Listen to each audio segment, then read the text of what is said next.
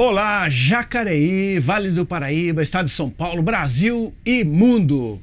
Estamos aqui num lugar muito especial, como vocês estão vendo, a toca do William do Carmo, o nosso querido Yankaô. E uma toca cheia de tesouros.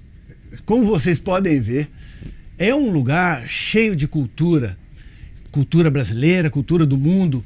Hoje nós vamos conversar um pouquinho com o Ian sobre cultura brasileira, em especial a cultura afro-brasileira, né? A influência da África na cultura brasileira, na música, na literatura, na gastronomia, na espiritualidade, né? E nós temos aqui raridades que daqui a pouco a gente vai mostrar para vocês. Como vocês estão vendo, deve ter aqui quantos vinis? Quantos discos de vinil mais ou menos tem aqui, William? Eu já tive mais, César. Eu fiz um catado, uma limpa, né? Fiz uma peneira. Hoje eu acho que eu tenho aí uns 2.000 discos, né? Relacionados a várias vertentes da música brasileira. Mas eu foquei, né? Eu foquei mais na música psicodélica e foquei mais na música de terreiro, que é o que nos interessa hoje, que é essa música tão esquecida, essa música tão, às vezes, maltratada, e essa música que deveria ser, na verdade, muito bem cuidada, porque ela representa quase que 90% da inspiração para a música brasileira desde sempre. Certo. Estamos falando de mais de 1.000, talvez 2.000 discos de vinil, né? Vinil. Porque depois tem os CDs e MP3 e tudo isso aí, né?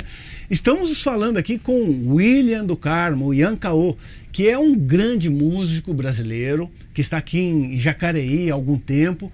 É um compositor, cantor, mas basicamente é um homem da percussão, um homem dos ritmos, né? Baterista, percussionista, que viajou pelo mundo levando a música brasileira para fora e trazendo coisas da música do mundo para o Brasil. Não é isso, William? Sim. Quando você começou a praticar música, quando que você descobriu esse dom da música? Então, eu descobri a música, sério, no terreiro. Né? Foi onde eu comecei a tocar o atabaque, onde eu comecei a cantar, e foi ali que foram os primeiros passos. Claro que a gente teve uma educação musical, não que minha mãe e meu pai fossem músicos, mas minha mãe tinha um bom gosto refinadíssimo para música. Ela ouvia desde de jazz até, e naquela época que poucas pessoas tinham acesso a essas músicas mais refinadas, vamos dizer assim. Certo. Ela ouvia desde jazz até música erudita e, na verdade, foi esse caldeirão que foi me formando, né? Muito samba, né? Forró. Então, desde muito jovem, você pratica a música, né? Onde? Onde que você nasceu? Eu nasci em São Paulo, no Bexiga. Olha só. No bairro do Bexiga. E a partir dali, aí eu comecei a tocar com os chorões que tinha no Brás, né? Depois eu toquei com o Branca de Neve, do samba. Isso. E eu fui tocando pra cá, pra lá. Chegou um momento que eu consegui, né, por aqueles mistérios da vida do mundo. Toquei com o Ayrton Moreira, toquei com o Naná Vasconcelos, com o Jimmy Cliff, né? Um período também onde parece que não tinha reggae no Brasil ainda. Era uma coisa bem muito obscura. Não tinha chegado ainda. Era obscura. E naquela época, engraçado, né? Hoje eu vou tirar foto pra cá, pra lá, pra tudo. Eu tenho pouco registro disso, você acredita? Hoje é tudo tão fácil, naquela época claro. Você tem... Imagina aí que essa época era que anos 70... Não, isso foi 80, depois dos 80. Dos 80. Anos 80, ainda então, não tinha celular, não tinha nada disso. As câmeras ainda eram aquelas de rolinho e tal. Era, né? De rolinho, é verdade, E eram câmeras caras, né? Você não tinha como adquirir uma sem deixar as calças. Desde essa época que você começou essa coleção de vinil, desde essa época que você começou a comprar discos já, Sim, a pesquisar? Especificamente a música de terreiro, meu primeiro disco que eu tive é um disco da Olga do Alaqueto, que foi presente da minha primeira mãe de santo. Ela me deu, eu fascinei com aquilo, né? Certo. Porque para mim a música de terreiro na época era é quase como se fosse na minha cabeça algo proibitivo. Não podia ter música de terreiro gravada. Né? Coisa de era adolescente. Então eu achei absurdo gravar música de terreiro. Mas eu gostei tanto, que ele foi tão emblemático, que eu comecei a ficar maluco. Fui para cá, para lá. Eu fiz uma vez um intercâmbio na África, trouxe muitas fitinhas, porque o africano é engraçado, ele gostava de fita. Ele gostava de fita. Gostava de fita, ele não gostava de LP, não tinha nem CD ainda. E trouxe muitas fitinhas que até se perderam, mas salvei tudo em MP3, né? Porque é muito tempo e muito desgaste, fita difícil. Música de todo tipo, música pop, música de raiz. Isso, eu trouxe bastante coisa. Mas a música de terreiro sempre foi uma paixão, né? E eu ia atrás, uma época eu fui gravar, ia nos terreiros para gravar as coisas, né? Tenho registros raríssimos aqui das primeiras manifestações e das primeiras os primeiros cânticos de terreiro que foram feitos no Brasil, registrados. Eu tenho bastante coisa importante. Certo. Mas a música especificamente começou com um disco da Olga do Alaqueto, que inclusive quem toca ali é o Vadinho, né? Que é um dos maiores alabês, um dos maiores tocadores rituais do Brasil. Bacana. E de lá para cá, o que tiver de coisa de terreiro, eu pego. Certo. Nós temos algumas raridades, inclusive em formatos assim, né? Esse disco, por exemplo, São 14 polegadas, né? Um 14 polegadas da Rede Tupi de televisão. Quem lembra da Rede Tupi? Né? Uma das primeiras redes de televisão do Brasil, né? Musicoteca. Esse disco, por exemplo, é Exu Tranca-Rua das Almas.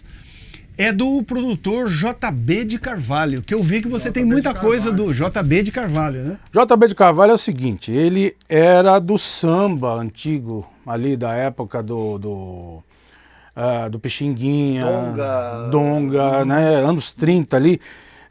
No começo ele chamava Maciste. Maciste. Eu vi esse nome em algum disco aqui também. Deve ter. Até eu pensei, será que está escrito, será que é machixe? Não, é Maciste. Era o nome Maciste, dele. Né? E aí ele fazia uns sambas comuns, assim, né? Mas, sabe, sei lá qual motivo, ele começou a ir nos terreiros, ouvir os pontos, né, os cantigas de terreiro, e começou a gravar. Certo. Na verdade, ele foi um pouquinho desonesto, porque ele pegava os pontos e registrava no nome dele como se ele tivesse feito, e não é verdade. Entendi. A obra era pública, vamos pública, dizer. Porque são cânticos que as entidades baixavam, traziam, mas não era só ele, vários compositores da música brasileira fizeram isso. Mas é interessante que houve um problema ali é uma polêmica que hoje está acontecendo, você acredita? Tem eu vou contar a história. Nos anos 70, Rui Mauriti gravou Eu vi chover, eu vi relâmpia. E aí o JB de Carvalho foi processar ele. Porque o JB tinha gravado isso nos anos 40. E tinha registrado no nome dele, seguramente. Só que o juiz não deu nem para nenhum nem para outro, porque aquilo era um canto de macumba, de umbanda. É o famoso obra de domínio público. Domínio público. Então tem muito dessas intranquilidades, né, no Brasil. Por exemplo, você pega aquela música da Dona Ivone Lara, sonho meu, vai buscar quem mora longe, sonho meu. Essa música não vou dizer que ela é copiada, mas é a mesma melodia um ponto do Caboclo Suará. Suará, Suará, ele vem na lei de Deus, Suará. A mesma melodia. Legal. Olha aqui, a gente está falando desse JB, a gente fala um pouquinho mais dele, né? Esse compacto, famoso compacto simples, né? O Rei da Macumba, JB de Carvalho, da Som Livre. Esse é o último disco dele.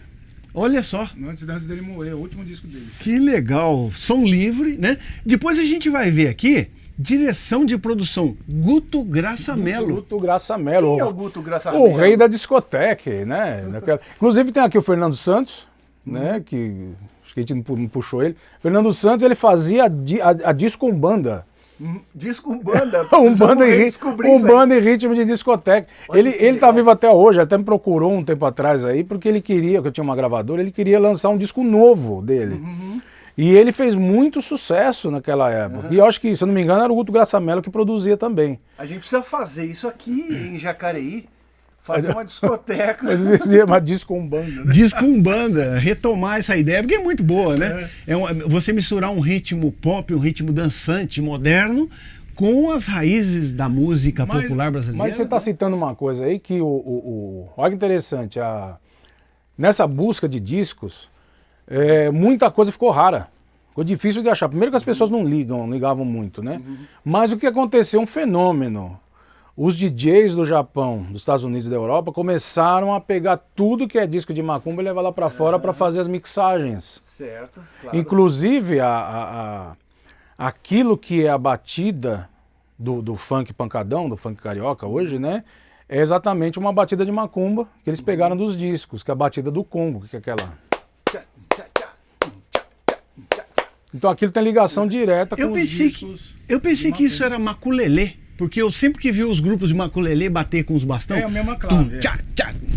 É a mesma, mas você escuta nos primeiros remixes, não só dele, mas dos discos dos DJs lá de fora, você escuta os discos de macumba no fundo, eles tocando. Redescobrindo aqui a cultura brasileira. Estamos aqui com o William do Carmo, o Ian Caô. A gente acabou de gravar aqui um documentário muito bacana que vocês vão ver aí também logo mais aí pelo YouTube, pelo site da Fundação Cultural de Jacareí, que é um projeto que foi aprovado pela Lei Aldir Blanc aqui de Jacareí, né? A Lei Aldir Blanc 2020. E esse material vai estar disponível gratuitamente, acesso liberado para todo tipo de público, que a linguagem é cuidada, né? Porque fala da cultura brasileira, das suas raízes, das nossas raízes, né? E nós estamos aqui conversando com o William sobre esse tesouro que eu acho que poucas pessoas no mundo têm tanta coisa sobre a música da raiz afro-brasileira, da Umbanda, do Candomblé, dos toques originais, tudo isso. Né? Tem coisa do batuque, do Candomblé, do tambor de mina. Tambor de mina. Né? Tem muita coisa. De música indígena. Música indígena. Deixa eu ver se eu pego um aqui. Isso. Enquanto o William está buscando ali, o Ian, queria mostrar um pouquinho esse disco aqui. De um famosão brasileiro aí, muito querido, né? Rony Von. Por que nós pegamos esse disco do Rony Von? Porque um dos grandes sucessos do Rony Von é a música Cavaleiro de Aruanda. O William vai cantar um pedacinho, porque eu não lembro bem dessa... Eu lembro da minha memória infantil de ouvir essa música, mas... Cavaleiro de Aruanda, como que é mesmo essa música? Foi gravado recentemente pela Rita Ribeiro. Quem é o cavaleiro que vem lá de Aruanda? É o Xóssi em seu cavalo, com seu chapéu de banda. É de Aruanda, é de Aruanda. É a música Tony Ozana. Então, Tony Ozana, para quem não conhece, é o compositor dessa música, que é uma música de terreiro, vamos dizer, brasileira, só que o Tony Ozana é argentino. Mas a Umbanda na Argentina é muito forte. É forte lá também? Muito forte. Só um detalhezinho, o Tony Ozana, ele participou, né, do grupo Raízes de América, né, um dos grandes grupos da música latino-americana, né? E o Tony Ozana, eu particularmente conheci ele tocando guitarra com o Raul Seixas, num show em Campinas, já depois de muito tempo de ter visto ele em Águas Claras, no festival de Iacanga. E o Raul Seixas tinha aquela... A música, eu sou a música que pousou em sua sopa, porque o ritmo é de macumba. É o ritmo de macumba. É isso aí. Aqui, ó, peguei algumas coisas aqui. Discos raríssimos da música indígena. Cantos e Pássaros Não Morrem. Dos Capor. LP de música indígena são os mais difíceis que tem. Vamos até mostrar aqui a capa, porque essa é uma riqueza, né? Olha só. Capa dupla, com muito material, um livro aqui, né? Uma coisa muito bacana. Os produtores, Bernardo Caro, diretor. Tá escrito em francês, inclusive, viu? Olha só. Muito legal. Capora é uma tribo, né? Aqui, esse é dos Guajibos, esse é um disco da Venezuela. Eles pegam toda a Amazônia. Então, parte da Amazônia brasileira foi registrado aí também. Aquela fronteira que não existe na Amazônia, né? Entre o Brasil, Colômbia... Sim. Bolívia, são quantos países? Guiana, né? São muitos países. Muitos países que fazem fronteira. Que é a parte da Amazônia Legal que eles falam. Isso. Esse também é muito difícil, Cantos do Xingu. Xingu. Olha só, Cantos e Ritmos do Xingu. Quem fez um trabalho muito bacana também com a música indígena foi a Marluí Miranda, né? Marluí Miranda. Com participação do Gilberto Gil. Isso. A Marluí Miranda, o primeiro disco dela era de rock and roll, dos anos 80. Depois ela partiu pro... E ela me parece que mora até hoje em alguma reserva. Eu morou uns tempos no Xingu, né? Ela morou uns tempos. E aquele disco é lindo, né? Aquele disco só com cantos indígenas, só que regravados com participação de Gilberto Gil, do coro de BH. Eu tenho ele. Vários artistas bem bacanas. Eu tenho ele, preciso achar algum lugar. Escrito em francês de novo, Musique de la Haute Forêt Amazonie. Por que eu peguei isso? Porque, infelizmente, você sabe disso, o pessoal de fora dá muito mais valor à cultura indígena do que nós aqui. A maior parte dos discos brasileiros, de música indígena, são estrangeiros. Principalmente franceses, né? Os franceses têm essa coisa da cultura que é importantíssima. O Museu do Homem, né? Eles conseguiram fazer... E é interessante como eles conseguem vir aqui para fazer um registro antropológico, etnográfico, e nós aqui não conseguimos. Isso. Você lembra do tempo que a maioria desses discos tem escrito aqui, disco é cultura? Disco é cultura. Uma coisa que, para quem não tem muito acesso ao disco vinil, procura um disco vinil um dia, brasileiro, dá uma olhada, você vai ver lá, disco é cultura. Disco é cultura. E essa nossa conversa aqui com o Ian é cultura de Jacareí, é cultura do Vale do Paraíba, cultura do Brasil e cultura do mundo. Porque afinal, já se dizia que o regional é o que mantém o mundial, né?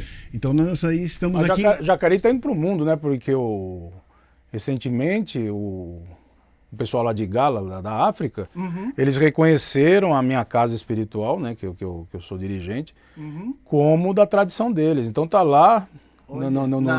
Na África, na Nigéria, escrito lá que é Jacareí. Jacareí está conectado com a Nigéria. Então, vamos reforçar essa mensagem aqui, dessa conversa nossa, que faz parte do documentário do Ian Caô e a construção dessa identidade cultural brasileira, né? Que logo mais todo mundo vai poder ver, já estamos vendo aqui, né?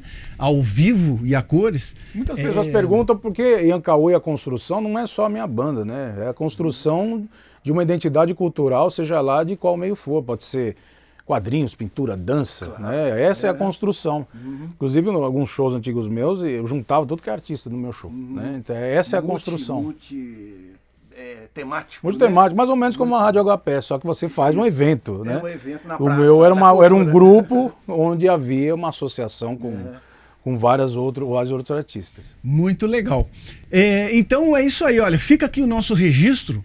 Nós vamos continuar, eu acho que essa nossa conversa aqui é só uma primeira, mas nós pretendemos fazer mais, mostrar mais dessa cultura, ouvir essas músicas, vamos mostrar mais do que o Ian tem aqui de cultura para esse Brasil que está precisando tanto de cultura cada vez mais, né?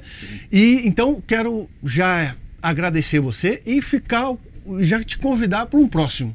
Uma conversa que nós vamos ter logo mais aí na sequência, na parte 2. Ian Caô e a construção, parte 2. Muito obrigado. Com vocês, Ian Caô. Muito obrigado. Obrigado, César. É isso aí. Viva a nossa cultura brasileira. Viva a nossa cultura brasileira que ainda resiste. Isso.